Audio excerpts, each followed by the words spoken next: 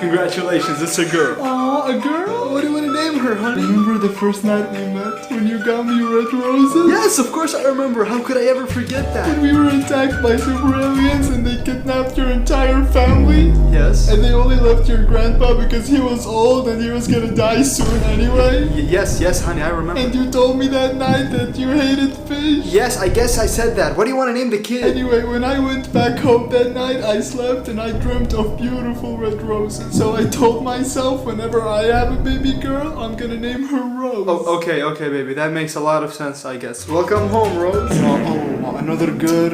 Yes, Habibti, another girl. Can I return her and get a refund? What? You get 18 girls and see how it feels like. So yalla, what do you wanna name her? I don't know, honey. Falafel? Habibi, no, falafel is food. I don't care. Her name is Falafel. Yalla, let's get out of here. I don't want to